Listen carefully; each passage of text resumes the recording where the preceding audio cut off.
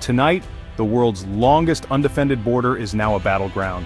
What was once a symbol of peaceful coexistence and open exchange has become the front line in a rapidly escalating economic conflict. For decades, the U.S. Canada border has represented stability and trust, but now, uncertainty looms over every crossing. Canada has announced $22 billion in retaliatory tariffs against American goods, a historic rupture in a relationship that has defined North America for generations. These tariffs are not just numbers on a spreadsheet, they represent a dramatic shift in the way two neighboring nations interact, affecting everything from manufacturing to agriculture. This move, a direct response to recent U.S. actions, has reignited tensions with President Trump back in the White House, threatening a full-blown trade war. The rhetoric on both sides is heating up, with leaders trading sharp words and warning of further escalation if demands are not met. The U.S. and Canada are each other's largest economic partners, their economies deeply intertwined. Every day, over $1.7 billion in goods and services cross the border, supporting millions of jobs and countless businesses in both countries. Ottawa's tariffs target key American sectors, signaling Canada will not back down. Industries like steel, aluminum, and agriculture are in the crosshairs, with Canadian officials vowing to protect their workers and industries at all costs. The stakes are enormous. Jobs, food prices, and the stability of both nations hang in the balance. Families are already feeling the pinch as prices rise and uncertainty spreads, while businesses scramble to adapt to the new reality. Global markets are watching as two of the world's most integrated economies clash. Investors are nervous, and the ripple effects are being felt far beyond North America, with other countries reassessing their own trade relationships. This isn't just about dollars, it's about trust, diplomacy, and the future of international cooperation. The outcome of this standoff could set a precedent for how nations resolve disputes in an increasingly interconnected world. Will leaders find a path back to negotiation, or will pride and politics lead to mutual economic harm? The choices made in the coming weeks will shape the lives of millions and determine the fate of a partnership that has endured for centuries. This story explores the history, the details of this new tariff war, and what it means for everyday people on both sides of the border. As the crisis unfolds, we'll examine the roots of the conflict, the stakes for both nations, and the hopes for a peaceful resolution that restores trust and prosperity to North America. For decades, the U.S. and Canada shared more than a border. They shared prosperity. NAFTA, signed in 1994, created a massive free trade zone, transforming North American commerce and integrating supply chains, especially in autos. Disputes flared but were usually resolved quietly, until Donald Trump's 2016 election. Trump called NAFTA the worst deal ever, imposed tariffs, and forced a renegotiation. The result? USMCA, which preserved free trade but introduced new rules and more U.S. leverage. Hopes for stability faded as Trump's transactional approach replaced partnership with confrontation. Even after USMCA, Canadian leaders remained wary of sudden U.S. policy shifts. Trump's return in 2025 reignited old anxieties. The confrontational style was back, and new disputes quickly emerged. The foundations of this historic partnership proved more fragile than anyone realized. The stage was set for the current crisis. The crisis began with Canada's plan to tax digital giants like Google and Amazon. The U.S. saw this as a direct attack on American companies. President Trump called it protectionist, and retaliated with $5 billion in tariffs on Canadian goods, maple syrup, seafood, furniture. Ottawa viewed this as bullying, defending its right to set tax policy. Canadians rallied behind their government, seeing U.S. tariffs as overreach. Diplomatic talks stalled. The U.S. demanded Canada drop the tax, but Canada refused. The impasse deepened, and Canada prepared its own list of retaliatory tariffs. The tit-for-tat dynamic escalated quickly. What started as a dispute over digital taxes now threatened the entire economic relationship. Both sides dug in, signaling a much larger confrontation was coming. The echoes of past trade fights were unmistakable. This time, the stakes were even higher. The spiral toward a major trade conflict had begun. On July 22, 2025, Canada unveiled $22 billion in retaliatory tariffs, a bold escalation. The tariffs targeted U.S. autos, agriculture, and consumer goods, hitting politically sensitive regions. A 25% tariff on American cars and parts struck at the heart of U.S. manufacturing. Florida oranges, California wines, Wisconsin cheese, no region was spared. Prime Minister Trudeau declared, "Canada will not be bullied." The message, Canada would defend its interests and workers. The scale of retaliation shocked Washington, signaling a new resolve from Canada. The dispute was no longer a minor spat, it was now a full-blown economic confrontation. All eyes turned to President Trump's next move. The trade relationship had reached a breaking point. President Trump's response was immediate and furious.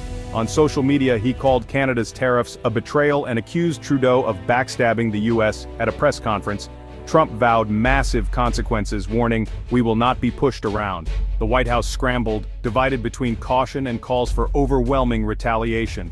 Trump demanded a shock and awe response, making compromise nearly impossible. U.S. businesses caught in the crossfire faced political pressure to side with the administration. The dispute had become a test of loyalty, not just policy. The fallout from these tariffs will hit ordinary people hardest. For most families, the impact won't just be a distant headline, it will show up right at the checkout counter, in the form of higher prices for everyday essentials. As tariffs ripple through the economy, the cost of living will rise, squeezing household budgets and forcing tough choices about what to buy and what to leave behind. American goods, cars, cheese, wine, will cost more in Canada. Shoppers will notice price hikes on their favorite brands, and even big-ticket items like vehicles will become less affordable. For many, these changes will mean putting off major purchases, or switching to unfamiliar alternatives. U.S. counter-tariffs will make Canadian products pricier for Americans. Everyday items like maple syrup, lumber, and even some packaged foods will see price increases, making it harder for families to stretch their dollars. Integrated industries like autos face production cuts and layoffs as cross-border supply chains break down.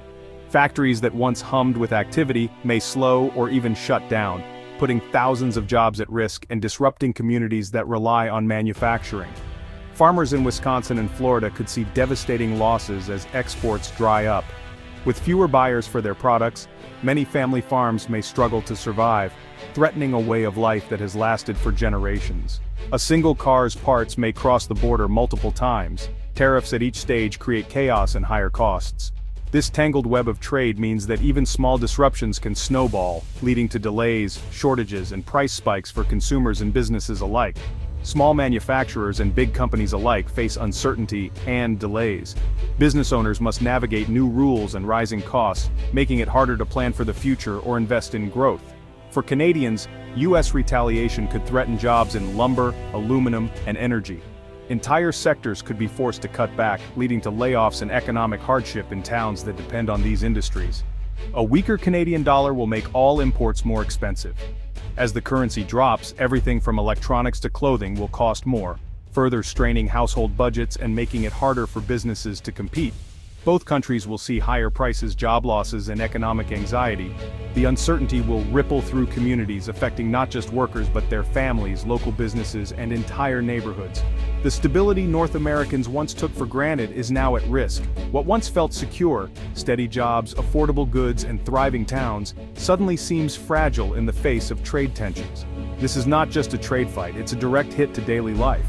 From the dinner table to the workplace, the effects will be felt in countless small ways, adding up to a profound shift in how people live and work. The pain will be widespread and lasting. For many, recovery will take years, and the scars left behind will serve as a reminder of how deeply trade wars can cut into the fabric of everyday life.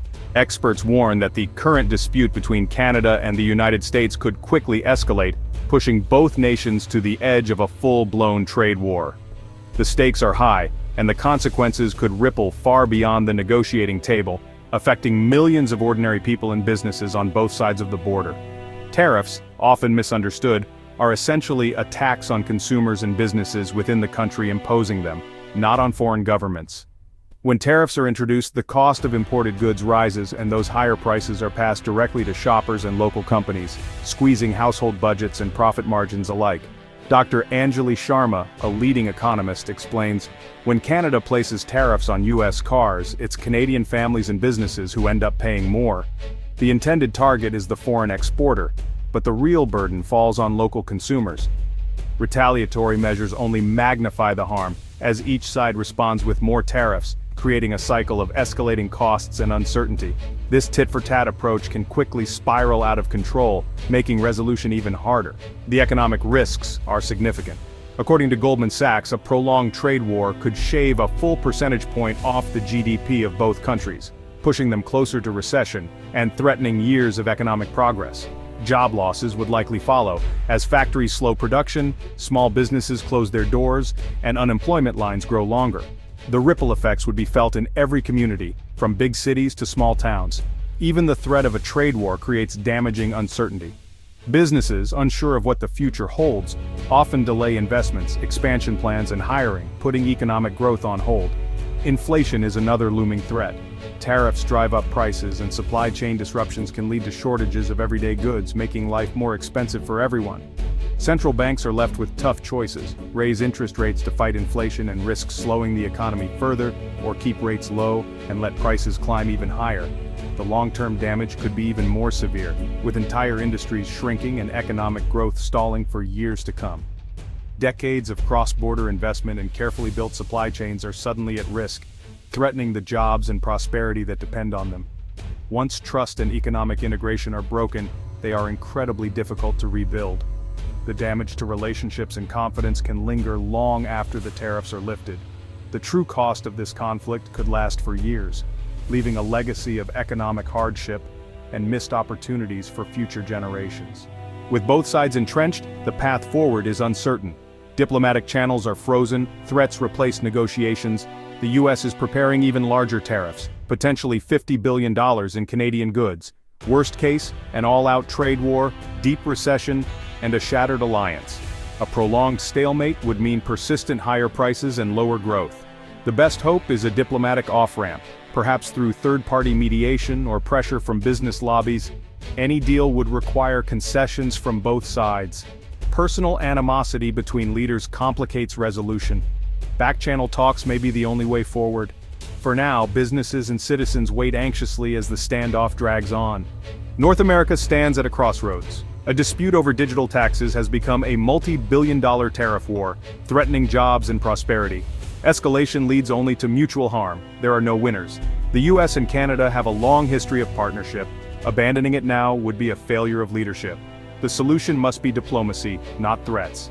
Business leaders and citizens must urge their governments to seek peace and stability.